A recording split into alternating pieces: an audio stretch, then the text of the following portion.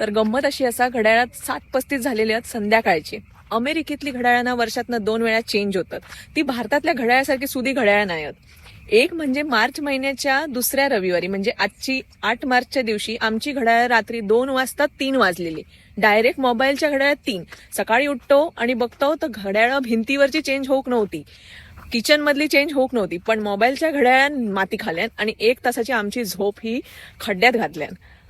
मंडळी असाच असता की हैसर एक दिवस जो असता त्या दिवशी 1 तास घड्याळ पुढे जाता आणि जेव्हा थंडी होता, विंटर चालू होता, त्यावेळी 1 तास घड्याळ मागे येता. एका स्प्रिंग फॉरवर्ड आणि फॉल बॅक असं म्हणतात. त्यामुळे आजचो दिवस वाढलो म्हणून डोंगरावर आम्ही चला केलो सनसेट बघू. आणि एवढी गर्दी होती काय सांगू तुमका. या डोंगरावर इला ना की गावाकडे इल्यासारखे वाटतं. शेणाचो वास असता, गाई मस्त चरत असतात आणि मस्त वाटतं. म्हणजे तसा बघू गेला तर कॅलिफोर्नियामध्ये सगळ्यात शेवटी सूर्य उगवता. तरी आमका असा आज झाला की आज आमका 1 तास जी काय झोप कमी गावलेली असा, त्यामुळे आमका दिवसभर पेंगल्यासारख्याच वाटता.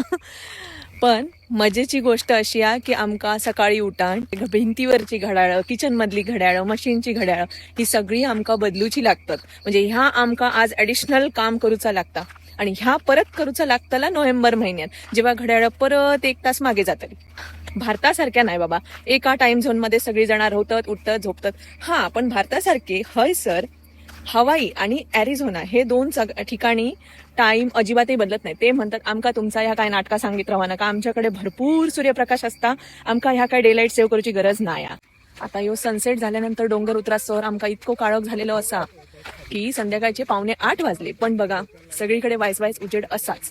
आणि हो उजेड हळूहळू 9, 9:30 पर्यंत सुद्धा जाता. म्हणजे हय 9 वाजले तरी उजेडच दिसतं.